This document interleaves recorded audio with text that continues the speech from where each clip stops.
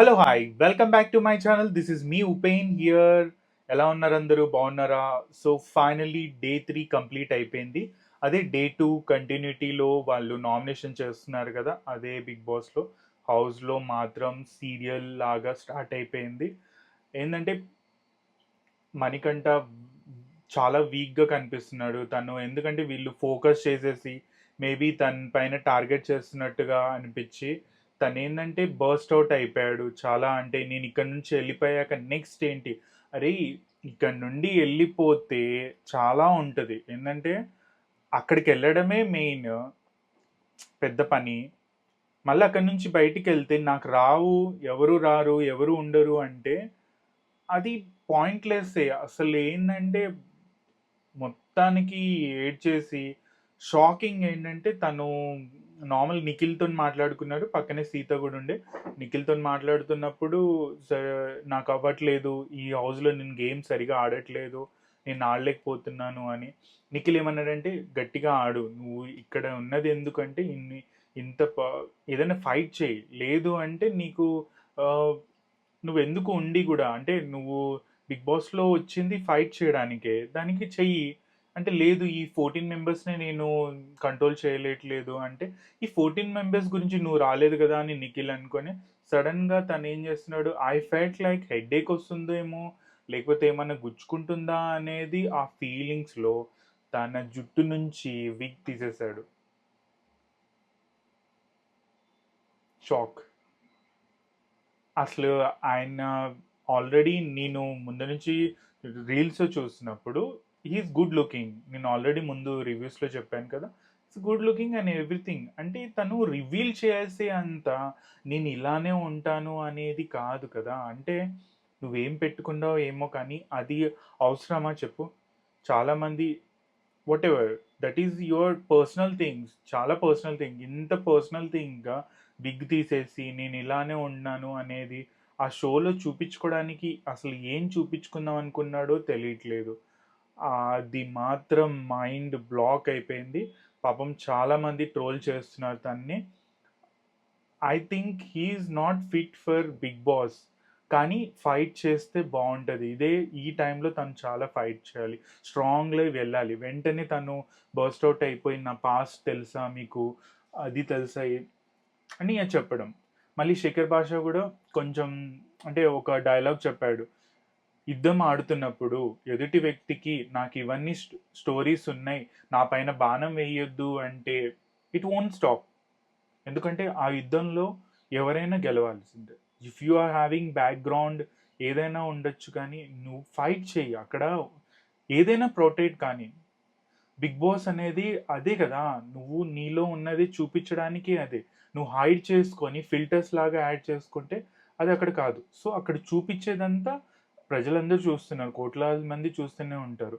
So చెప్పడం కానీ చేయడం కానీ, మేబీ ఆ నెగిటివిటీ రావడం కానీ పబ్లిష్ అయినా కూడా పర్లేదు, అసలు ఏదైనా పర్లేదు. కానీ మళ్ళీ ఏదో అయ్యింది కానీ అని మళ్ళీ నువ్వు ఇంకా దాన్ని ఇంకా క్రియేట్ చేసుకుంటున్నావు. అవసరం అని పర్సనల్గా నువ్వు ఆ విగ్ తీయడం అవసరమే లేదు. అక్కడ ఏదంటే నార్మల్గా అయిపోయి మళ్ళీ చేయిపోయి. నామినేషన్ డేలో లాస్ట్ వీక్లో పల్లవి ప్రశాంత్ ఎలా ఏం చేస్తుండే, పిచ్చోళ్ళ అయిపోతుండే, అంటే ఎగ్దమ్ ఇట్లా. అసలు చూసేటోళ్ళకి మిక్స్ ఫీలింగ్స్ వస్తుంది, తనకి సపోర్ట్ చేద్దామా లేకపోతే ఈడేంటి, లేకపోతే ఆ పొగతోటి చేస్తున్నాడా అని. But at end he got cup కదా. ఇక్కడ మాత్రం Nagamanikanta has to be very strong. Coming days మాత్రం చాలా టఫ్గా ఆడాలి.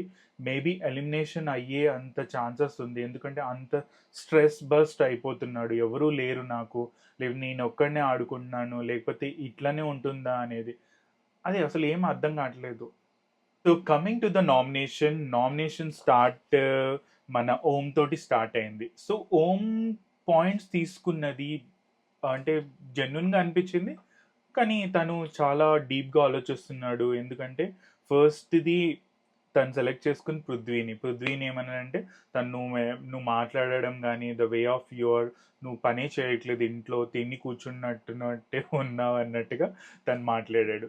సో నెక్స్ట్ షాకింగ్ ఏంటంటే శేఖర్ భాష తోటి ఆ రూమ్లో మనం నార్మల్గా ఎపిసోడ్ చూస్తుంటే ఇద్దరు కలిసి ఉంటారు. ఏదో సిల్లీగా మొన్న సైన్స్ ఫిక్షన్ గురించి మీకు ఏమన్నా ఐడియా ఉందా? మూవీస్ ఏమైనా అలాంటి నవల్స్ ఏమైనా తీస్తారా? లేదంటే ఆ, గత జన్మలది ఏదైనా అనేది ఆ సిల్లీగా వీళ్ళు భలే మాట్లాడుకున్నారు.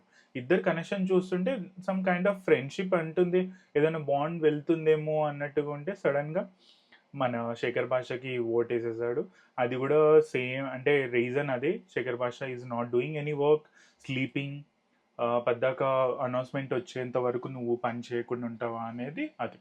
నెక్స్ట్ సీతని పిలిచారు. సీతని, సో షీ గాట్, అంటే తన్ తను వెళ్ళాక అక్కడ సెలెక్ట్ చేసేటప్పుడు షీఈస్ లైక్ ఎవరిని సెలెక్ట్ చేయాలా అని అసలు అర్థం చేసుకుందా, లేకపోతే ఎవరిని నామినేషన్ చేయాలా అనేది ఆమెకు అర్థం కాలేదా, లేకపోతే అక్కడే ఆ సిచ్యువేషన్లో ఏం జరిగిందో దాన్ని బట్టి ఆమె పికప్ చేసేసింది. నేను అదే షాక్ అయిపోయా చూడంగానే, ఇట్లా ఏంటి ఫస్ట్ ఆమె పికప్ చేసింది ఎవరిని, పేరని.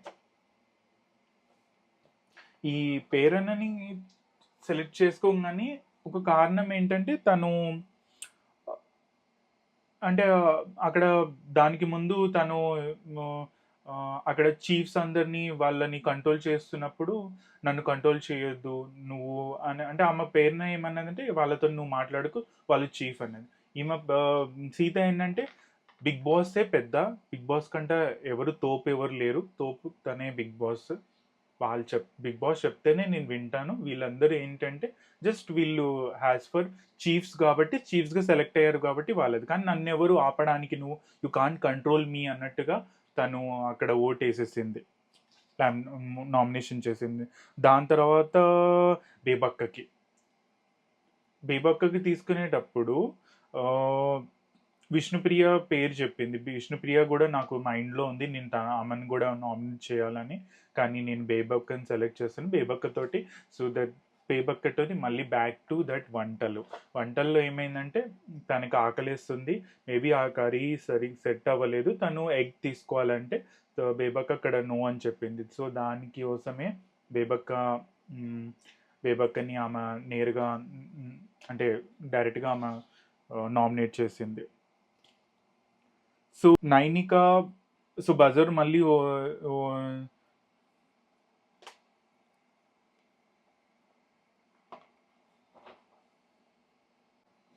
సో ముగ్గురు చీఫ్లో నైనిక ముందుకు వచ్చేసి బేబక్కకి స్టాంప్ వేసింది, అంటే కత్తి గుచ్చేసింది.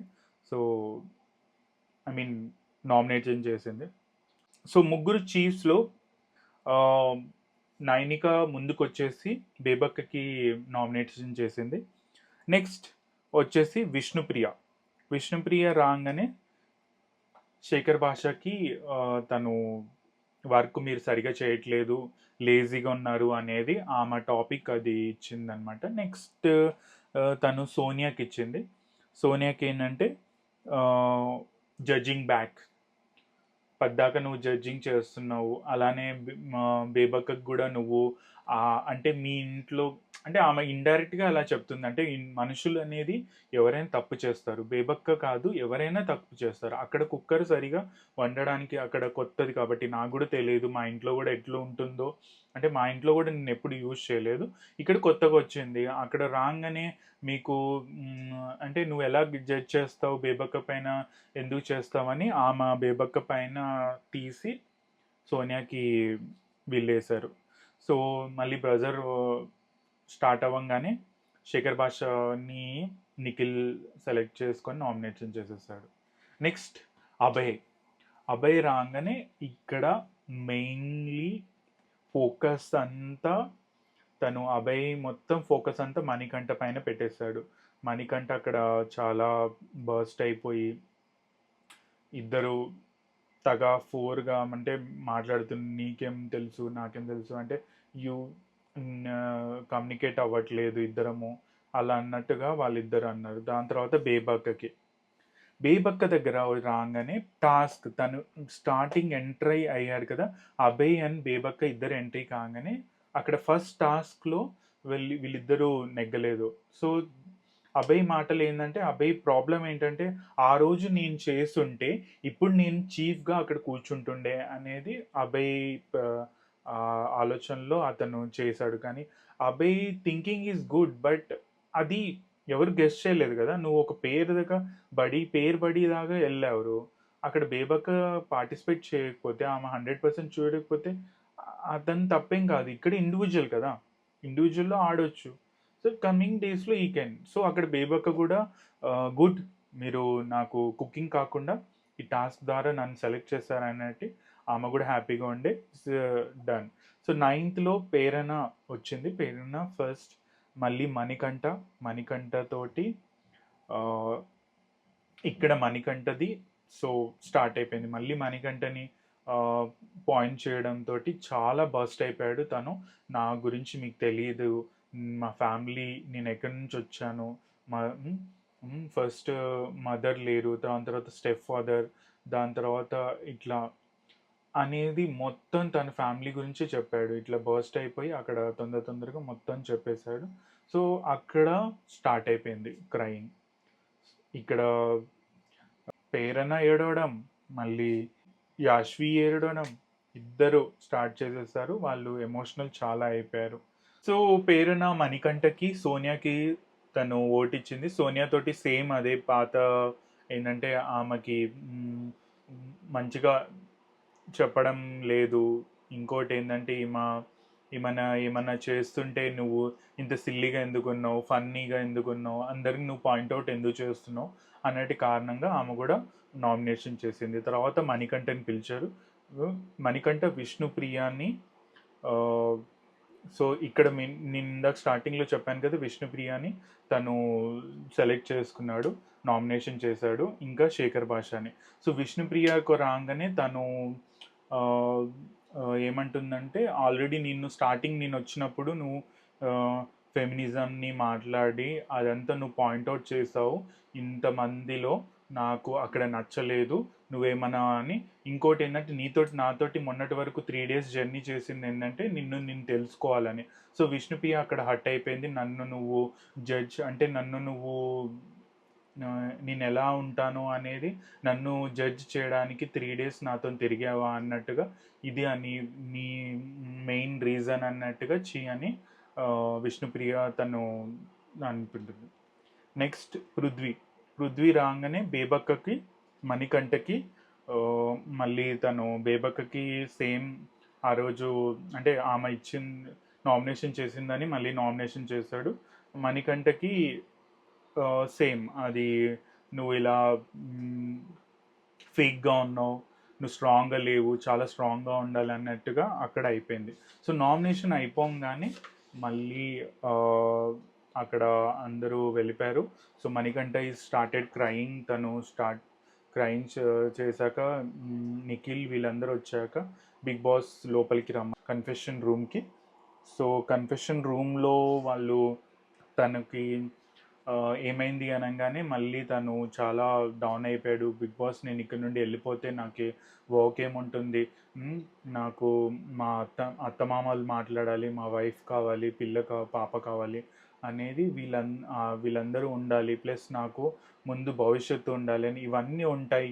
వర్క్ అంటే నువ్వు మంచిగా ఆడు అనగానే సో తను వెళ్తాడనమాట.